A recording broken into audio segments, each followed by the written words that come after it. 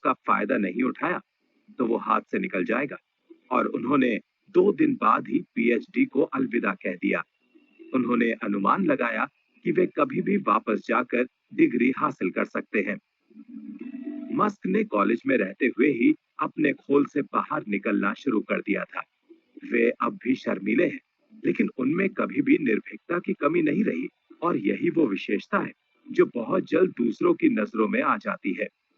वे कहते हैं कि उन्होंने अपने व्यक्तित्व के सब जानने वाले भाग को बंद कर दिया और जानबूझकर अपनी उपस्थिति पर काम करना प्रारंभ किया। यहाँ तक कि सार्वजनिक रूप से बोलने की प्रतियोगिताओं तक में भाग लिया। उनके नियोक्ताओं, सहपाठियों और दोस्तों ने मस्क को ऐसी प्रबलता से सुसज्जित बताना शुरू कर दिया जो उन्हें बाकी की मानवता से अलग करती है। आने वाले कुछ पन्नों में हम उनके द्वारा शुरू की गई कुछ विशिष्ट कंपनियों और उनमें से प्रत्येक की मौजूदा स्थिति पर एक नजर डालेंगे। इनमें शामिल होंगी जिप2, उपभोक्ता विज्ञापन के लिए ऑनलाइन बाजार जैसे आज का Yelp, x.com, online peer to peer money transfer जो बाद में पेपाल हो गया, स्पेसएक्स, रॉकेट निर्माण और अंतरिक्ष के लिए पेलॉड परिवहन, स्टारलिंक, दुनिया भर में तेज इंटरनेट सेवा प्रदान करने के लिए बनाया गया सैटेलाइट एरे, टेस्ला, स्वायत्त इलेक्ट्रिक ऑटोमोबाइल विनिर्माण, टेस्ला एनर्जी, कारों, घरों और उपयोगों के लिए बैटरी का निर्माण, सोलर सिटी, सोलर पैनल और छतों का निर्माण और अधिष्ठापन, ओपन एआई, कृत्रिम बुद्धिमत्ता को मानव जाति का सर्वनाश करने से रोकने के लिए गैर लाभकारी काम, न्यूरोलिंक, कंप्यूटर को मानव मस्तिष्क के साथ सीधे लिंक करने के लिए तरीकों का विकास करना, हाइपरलूप, चुंबकीय उत्थान और वैक्यूम ट्यूबों का उपयोग करते हुए उच्च गति वाला परिवहन, बोरिंग कंपनी, भूमिगत परिवहन और उपयोगिताओं के लिए सुरंग की ड्रिलिंग। जिप2, ये 1995 में है। इंटरनेट को आए हुए अभी बमुश्किल 1 साल का ही समय हुआ है। छोटे व्यवसायों को जरा भी अंदाजा नहीं था कि इसका फायदा कैसे उठाया जाए। वास्तव में 10 साल बाद भी 50% से भी कम छोटे व्यवसायों में इंटरनेट की मौजूदगी थी। एलन और उनके भाई किम्बल को आशा की किरण दिखाई थी। इन्होंने जिप2 बनाया, जिसे आज के yelp.com या फिर google my business.com के आदिम संस्करण के रूप में सबसे अच्छे तरीके से बखान किया जा सकता है। इसके पीछे विचार था उपभोक्ताओं को व्यवसाय की श्रेणी और स्थान के आधार पर स्थानीय व्यवसाय खोजने का तरीका प्रदान करने का। लेकिन इसमें भी एक परेशानी सामने खड़ी थी। अगर उपभोक्ता अभी तक इंटरनेट का इस्तेमाल ही नहीं कर रहे हैं, तो आप उन व्यवसायों को विज्ञापन का भुगतान करने पर कैसे ला सकते हैं? और या आप कैसे अपने उपभोक्ताओं को वेब का उपयोग करने पर ला सकते हैं? वो भी तब जब खोजने पर उनका अनुभव संभावित व्यवसायों के बहुत कम नतीजे पेश करता हो। नई कंपनी पुरानी पहले मुर्गी या अंडे वाली समस्या का सामना कर रही थी। मस्क बंधुओं ने ऐसा समाधान तलाश निकाला जिसे देखने में दूसरे असफल रहे थे। इंटरनेट क्रांति के चलते समाचार पत्र और फोन बुक सबसे अधिक वाहन का सामना करने वाले साबित होने वाले थे। अगर उपभोक्ता इंटरनेट पर आसानी से नजदीकी बेकरी को तलाश सकता है, तो फिर कोई भी बेकरी समाचार पत्र या फिर फोन बुक में विज्ञापन पर पैसा क्यों खर्च करेगा? ऐसे में किम्बल ने समाचार पत्रों को यह विश्वास दिलवाना प्रारंभ किया कि उन्हें जिप2 इंजन का उपयोग करते हुए अपनी बिक्री के प्रयासों को इंटरनेट पर लाने का प्रयास करते हुए दूसरों से आगे निकलना चाहिए। इस बीच एलन कोडिंग करने में व्यस्त थे। हो सकता है कि मस्क बंधुओं को इस बात का अंदाजा हो कि उनका ये विचार चल निकलेगा, या फिर शायद उन्हें ना हो, लेकिन वो एक बहुत बड़े प्रयास की नींव रख रहे थे। और इतना तो तय था कि उनके पास मौजूद स्टार्टअप पूंजी लंबे समय तक चलने वाली नहीं थी। संदर्भ के लिए, मैंने और मेरे साझेदार ने 1995 में bicyclemall.com शुरू की। बिल्कुल जिप2 की ही तरह हमें आशा थी कि उपभोक्ता उत्पादों को तलाशने के लिए बायसाइकिल मॉल पर जाएंगे और फिर उन्हें वहां से खरीदारी करने के स्थानीय दुकान पर भेज दिया जाएगा। जिप2 की ही तरह हम निर्माताओं से उनके उत्पादों के विज्ञापन के बदले भुगतान प्राप्त करते। चिप 2 के उलट हमें इस नए विचार की कोडिंग के लिए भुगतान करना पड़ा। लेकिन 1995 के $1 लाख के बाद हमने हार मान ली। यहाँ तक कि एलन के स्वयं कोडिंग करने के बावजूद वे और किम्बल लगातार असफलता के कगार पर थे, प्रमुखतः नकदी की कमी के चलते।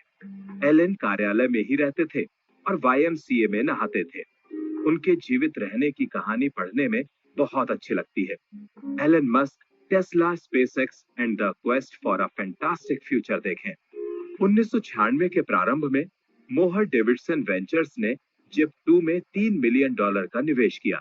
इसने कंपनी को अपना तात्कालिक ध्यान स्थानीय से राष्ट्रीय करने और भुगतान करने वाले उपभोक्ता के रूप में समाचार पत्रों पर ध्यान केंद्रित करने की अनुमति प्रदान की।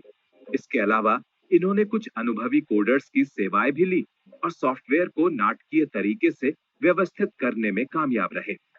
जिप 2 की प्रारंभिक सफलता ने एलन मस्क को आत्मविश्वास की एक खुराक देने का काम किया, जिसके नतीजतन वे और अधिक मुखर हो गए, जैसा कि आगे जाकर स्पष्ट होगा। ये मुखरता एक बड़ा आशीर्वाद है, लेकिन ये एक अभिशाप भी साबित हो सकती है। बहुत हद तक जिप 2 जैसी ही दृष्टि रखने वाली सिटी सर्च इनकी प्रमुख प्रतियोगी थी। 1998 में दोनों कंपनियां विलय के कगार पर थीं, लेकिन बातचीत में कुछ खटास आ गई और ये सौदा पूरा ना हो सका। लेकिन फरवरी 1999 में कॉम्पैक्ट कंप्यूटर ने $307 मिलियन का नकद प्रस्ताव सामने रखा। 5 साल से भी कम समय में मस्क ने अपने लिए $22 मिलियन का पेचेक कमाया और सिर्फ 28 की उम्र में ही अपना भविष्य संवार लिया। लेकिन दूसरे डॉट कॉम विजेताओं के बिल्कुल उलट, मस्क ने जिप 2 को बेचने से पहले ही अपने मस्तिष्क में एक नई कंपनी के बारे में विचार बना रखा था, X.com। मस्क के दीर्घकालिक सपने को अभी और इंतजार करना था। हालांकि आप ये मान सकते हैं कि Zip2.com और X.com ने लोगों की मदद की। इन्होंने दुनिया को डार्क एज से दूर रखने के लिए बहुत काम किया। ये कहना अधिक उचित होगा कि मस्क उन अवसरों का फायदा उठा रहे थे जो उन्हें आजीविका प्रदान करने के साथ साथ उनकी उद्यमशीलता मुहिम और ऊर्जा का उपयोग करने का मौका भी दे रहे थे। मस्क ने कुछ समय के लिए एक बैंक में भी काम किया था और बैंक के काम करने के तरीके में उनकी गहरी दिलचस्पी थी। उन्हें इस बात का विश्वास था कि बैंक कर्मी एक ऑनलाइन बैंक खोलने में एक बड़ा अवसर देखने को लेकर काफी आलसी थे। हालांकि इसके लिए कोडिंग करना जिप 2 को तैयार करने के लिए की जाने वाली कोडिंग के मुकाबले काफी आसान काम था। लेकिन एक बैंक तैयार करने को लेकर सामने आने वाली नियामक बाधाएं बहुत अधिक थीं। अपने $22 मिलियन में से $10 मिलियन X.com में निवेशित करने के बाद भी कंपनी को अधिक धन की आवश्यकता थी। नियामक संबंधी मुद्दों के अलावा यहाँ पर भी पहले मुर्गी या अंडे वाली एक और समस्या खड़ी थी। X.com के लिए प्रवेश बिंदु निशुल्क, पीयर टू पीयर और या उपभोक्ता से व्यापार भुगतान वाला था। लेकिन अगर मैं अपने बच्चों की देखभाल के लिए आपको भुगतान करना चाहता हूं और आप X.com पर ऑनलाइन नहीं हैं, तो लेन देन नहीं होगा और मैं हतोत्साहित हो जाऊंगा और मेरे इसे दोबारा इस्तेमाल करने की उम्मीद ना के बराबर है। अब क्या करें? उद्यम में प्रारंभिक निवेश करने के बाद मस्क ने उपभोक्ताओं को इसमें शामिल होने के लिए वास्तव में भुगतान करने का फैसला किया। X.com ने पहले महीने में नए सदस्यों को सिर्फ जुड़ने के लिए ही $20 की मुफ्त ऑनलाइन नकदी दी। इस मुफ्त ऑनलाइन नकदी की रकम को दूसरे महीने में घटाकर $10 कर दिया गया और फिर तीसरे महीने में इसे घटाकर $5 कर दिया गया। ये विचार काम तो कर गया, लेकिन ऐसा करने में X.com की $60 मिलियन की नकदी स्वाहा हो गई। इस बीच एक अन्य स्टार्टअप का भी यही विचार था। कन्फिनिटी उर्फ पेपाल उपभोक्ताओं को अपने पाले में करने के लिए X.com के साथ प्रतियोगिता में था। उन दिनों इंटरनेट स्टार्टअप्स का जोर इस बात पर रहता था कि जो भी अवधारणा को स्थापित करने में सबसे अधिक तेज रहेगा, उसे ही बाजार की हिस्सेदारी की बड़ी रकम मिलेगी। इस मामले में दोनों ही कंपनियां शीर्ष पर आने की इस लड़ाई में अपने नकदी संसाधनों को स्वाहा कर रही थी। सिर्फ 1 साल के व्यापार के बाद ही कन्फिनिटी का विलय X.com में हो गया और मस्क को विचारों के मेल ना खाने के चलते सीईओ के पद से हटा दिया गया। मस्क अब भी एक बैंक की चाहत रखते थे। शेयर धारकों की एक बड़ी संख्या पीयर टू पीयर भुगतान पेश करने वाली पुरानी प्रणाली को जारी रखने में ही संतुष्ट थी। इसके बाद 2002 के अक्टूबर महीने में ईबी ने $1.5 बिलियन में पेपाल को खरीद लिया। सिर्फ 3 सालों की अवधि में ही मस्क ने अपने $22 मिलियन को $165 मिलियन में बदल दिया था, वो भी टैक्स चुकाने के बाद। स्पेसएक्स पेपाल में सीईओ के पद से बेदखल किए जाने के बाद मस्क ने बिना कोई समय गवाए अपना सारा ध्यान अपने सबसे बड़े सपने मंगल पर पहुंचने पर केंद्रित कर दिया। अपने पास मौजूद इतनी बड़ी रकम के चलते मस्क इस स्थिति में थे कि वे मनुष्य द्वारा अंतरिक्ष की खोज को जारी रखने की महत्ता को लेकर अपनी बात को समझाने के लिए दिल खोलकर खर्च कर सकते थे। वे इस बात को लेकर काफी खिन्न थे कि अमेरिका ने मूल रूप से अन्य ग्रहों के बारे में पता लगाने के अपने प्रयासों पर लगाम लगा रखी थी। ऐसे में पैसा कमाने के किसी भी इरादे के बिना उन्होंने एक प्रतीकात्मक मुद्रा के रूप में बड़ी रकम लगाने का फैसला किया। वे मंगल ग्रह पर एक छोटा सा ग्रीन हाउस बगीचा बेचने का रास्ता तलाश लेंगे। इसके विवरण इतने महत्वपूर्ण नहीं है, लेकिन उनका प्रारंभिक लक्ष्य अंतर्ग्रहीय खोजबीन के क्षेत्र में नई रुचि को प्रेरित करना था। लाल मिट्टी की पृष्ठभूमि में मौजूद इस मरु उद्यान की तस्वीरें भेजने के लिए इसमें कैमरे लगाए जाएंगे। ये प्रारंभिक विचार मस्क के विज्ञापन संबंधी पक्ष को उजागर करता है। ये वही मस्क है जो अपनी टेस्ला रोडस्टर को अंतरिक्ष में भेज देगा और वहां से लाल अंतरिक्ष कार की तस्वीरें पृथ्वी पर वापस आएंगी।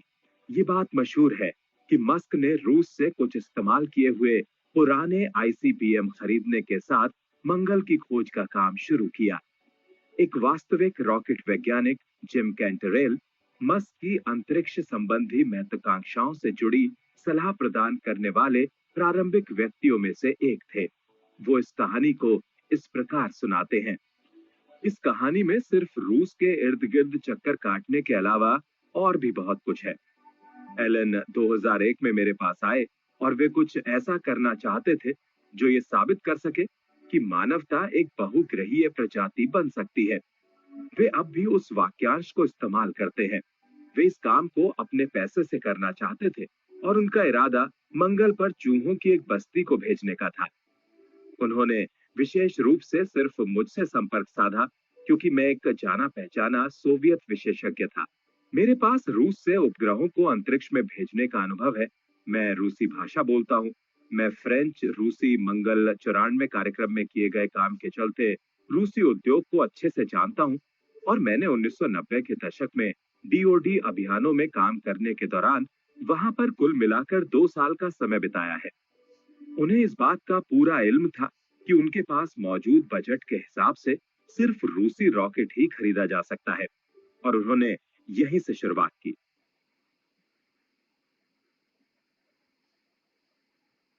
स्पेसएक्स को शुरू करने के लिए प्रेरणा के कुछ स्रोत अभी आने बाकी थे। एलन के लिए मेरे अनुभव और रूसी एरोस्पेस उद्योग और मंगल लैंडर्स के ज्ञान के चलते मैं सबसे बेहतरीन आरंभ स्थल था। मैंने इस मिशन के विषय में अध्ययन करने के लिए अमेरिका में लोगों का एक समूह तैयार किया और हम अंततः मंगल ग्रह पर एक पौधे के विकास के चैम्बर को उतारने के विचार के साथ सामने आए ताकि ये दिखाया जा सके कि मंगल ग्रह पर जीवन पनप सकता है। मैंने John Garvey, Chris Thompson, Bob Zubrin, Jim French, Mike Griffin, Thomas Svitek, Tom Mueller, एबर